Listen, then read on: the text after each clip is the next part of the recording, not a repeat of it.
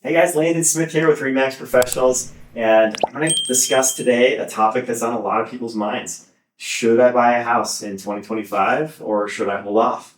And so we're going to talk through that. I think it's an important question because the implications can be huge, right? As far as, your net worth and your financial stability over the next few years, it's really important to consider. And so, just a brief overview of 2025 and what's going on. Right now, we're still pre-election, so a lot of people are concerned with the election and what's going to happen there. Just so you know, typically home prices have way less impact surrounding the election than what people think. Most people think it's just going to go one way or another, shoot up or shoot down. And most of the time, guys, it's not that way. There's minor adjustments and minor things that happen, but there's a lot of factors involved, not just who our president is. And so keep that in mind. Don't get too, one-sided one way or the other. And don't mean to get political, but just, understand that that's the history of the economy. The other thing to understand is home values have actually gone up in 9 out of the last 11 presidential elections as a result of the election. So they're more likely to go up than down, typically. And so that's something to consider as well. So key factors to consider, whether you're to buy or to wait. You've got to look at your local market and get a current overview of what's going on there. So contacting a professional, and I've got a great connection with all Remax agents across the country. So if you need a connection in your local market, please just message me here and I can connect you with a great agent in your market that does a lot of volume in your market and is nice, great to work with, but also a very good negotiator to help you on that end of things. If you do decide to buy. And so they can also educate you on what's going on with, average sales price, how that's changed over the last 12 months, and what it's projected to do. They can tell you how long homes are sitting on the market, what kind of negotiation opportunity you might have. So those are key factors to consider. In our local market here in Denver, we've had very little growth, minor growth over the last 2 years. And we're a growth market. Our market tends to grow quite a bit. So whenever we have a couple slower years, that usually means we've got a pretty good, strong year coming. And so with single family homes only growing 1.6% over the last 12 months, we've had condos and townhomes have actually dipped 5.96% over the last 12 months. So those have seen a drop, which is so rare in our market to see any type of a drop in value. And so a lot of times you can buy those on sale right now and then see the growth that will happen going forward on those types of homes. So if you have any other questions on our local market, definitely contact me and I can help you with that. The other thing to look at is economic indicators that might influence 2025, such as inflation, job growth, consumer confidence. All of those things do matter. And it's not all about who our president is, guys. There's a lot of other factors involved, right? As far as the Senate, Congress, what laws are being passed, what type of economic plan is going forth, that stuff. And I know it does start at the top, but you got to look at the whole picture. Number 3, interest rate projections. So that's important. And economists for the last 12 months have been telling us interest rates will go down, interest rates will go down.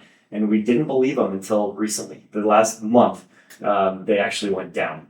And what my experience is that economists are right half of the time. And in the last month, we've seen interest rates go from 7.5% down to about 6.5% nationally.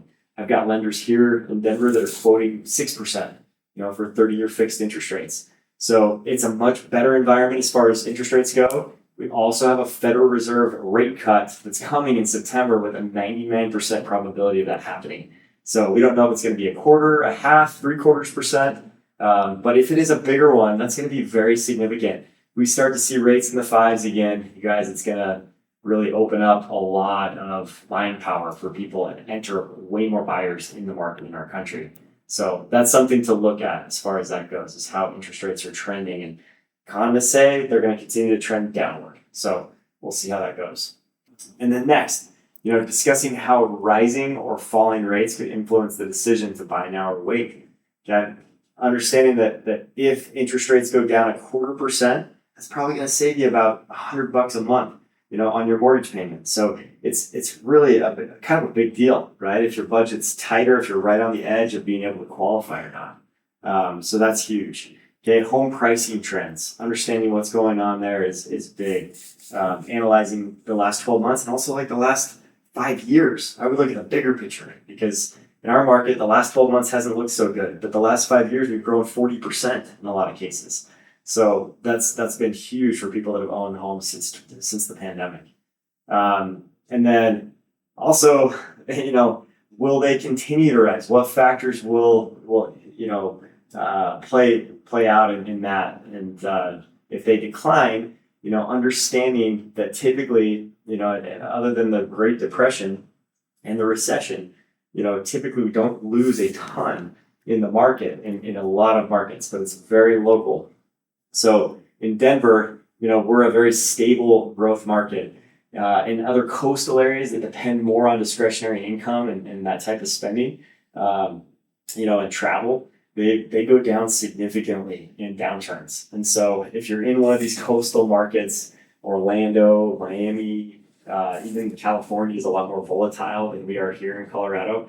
It's just something to be a little more cautious about. But there's also big upside swings too, and things turn back around. So timing is more important in those markets than it is here in Denver. So personal financial readiness is a big thing, right? If you're considering this, like, how's your credit score doing? How are we doing on down payment saving? How are we doing on just like your mentality of like commitment level to an area? That is all important to consider when you're deciding whether you want to buy or rent. And then, savings can make you feel so much better, right? If you have money in the bank, you know that if you lose a job or something happens, you get a big car repair that comes up or something like that, you have enough to cover for a few months before you can get back on your feet. So those things are all good indicators of whether you should be buying or not in 2025. Okay. And I think just preparing financially now rather than later is a bigger opportunity for you. And you never know what's going to happen, you guys. Like, uncertainty is in the market. There's always uncertainty. There was uncertainty before every boom in the market. And those that took the risk, that took a calculated risk to own a home, it really paid off for them, right? And then, in the country, our market, housing values in the country have only gone down in the Great Depression and the Great Recession. Other than that, these little mini recessions that come, typically average values still go up like 1-2% in the year. So it's very rare that home values go down. That's why people that bought a home 30 years ago are sitting so pretty on their investment, their asset now. Okay, so there are risks such as economic downturns, policy changes, unexpected events, world wars. I mean, you just never know, right? What could happen. But that's the price that you pay, right? To have all these gains in home ownership is you have to take those risks to go for it. And so who knows what could happen in 2025, but just understand that taking calculated risks is the way to get somewhere financially over time. Okay. The pros for 2025, I think, will be lower interest rates, more inventory. There's a lot more homes for sale, so you have more options to look at. And, just your own personal financial growth. I think the cons, maybe prices are still elevated. So affordability is still a challenge, economic uncertainty, and then just the potential competition that you may face in the market if rates get below 6. I think you're going to see more and more buyers coming out. And so those are, a lot of the risks of buying a house in 2025 versus waiting. It's your decision. Nobody knows your personal finances like you. But you may want to look at alternative strategies as well, exploring alternative options such as renting for a little while to save more, investing in other assets, gold, silver. I mean, there's all kinds of things that you can do if you feel like that's a safer thing for you right now. But ultimately, it's your decision, and I'm here to help you if you want to talk more through it. We don't pressure people, we just love to talk through these things to see if it's the right decision for you at this time. And then, some of the drawbacks to those alternatives, though, may be that you have less appreciation over time. You don't get the tax advantages of buying a home.